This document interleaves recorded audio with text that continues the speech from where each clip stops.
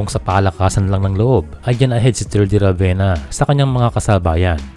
Matapos maging pioneer sa B-League, sinundan ng Adriatic League at ngayon ay napipintong pagpasok niya sa EuroLeague.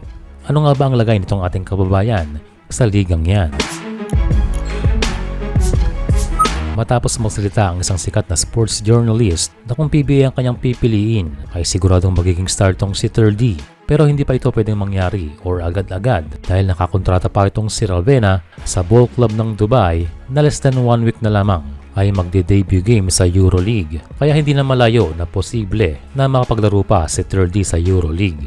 Pero ang sitwasyon sa ngayon ay nasa waiting game pa si Ravenna whether he will play or not sa pinakamalaking liga sa Europa. Pero being part of BC Dubai ay naisuot niya na ang kanilang uniform na may logo ng EuroLeague kaya he is still with the team at magiging parte sa kanilang opening game. Ang tanong lamang katulad ng sinabi ng journalist na kung magagamit ba sa laro itong ating kababayan.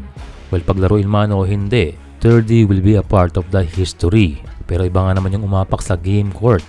Pero yun lang ay merong crucial na bagay. Ang pinirmahan ni Ravenna noon ay 1-year deal with an option sa year 2 at kung sakali itong EuroLeague ang kanyang second year. Pero sa ating nakuhang dagdag na source na hanggang 2025 lamang itong si Terdy Ravenna para sa BC Dubai. Hindi natin kino-confirm pero yun ang lumabas. Pero no matter what ay makakaapak ng EuroLeague itong ating kababayan.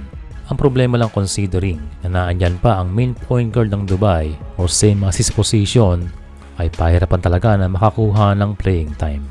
Sabi ng ilang basketball fans ay okay lang naman dahil history din yan. And syempre no matter what ay meron siyang salary. Gate naman ang kanyang utol si Kiefer. Kahit hindi man nabibigyan ng magandang playing time ang kanyang kapatid. Ang importante na si Terdy ay nasa competitive practice environment. At yun daw ang mag-i-improve sa kanyang utol. Hindi lang actual na game dahil behind the scene ay nag-i-improve itong si Terdy Ravenna. Ating sinilip ang EuroLeague website, si Terdy ay nakalista sa BC Dubai. Pero sa database ng EuroLeague players ay hindi pa kasama ang ating kababayan. Well, may punto ang sinabi ni Kiefer.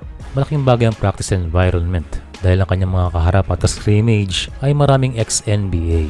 Bukod kay Bertans ay reported na pipirma ang ex-NBA at Turkey national team player na si Sertac Sanli.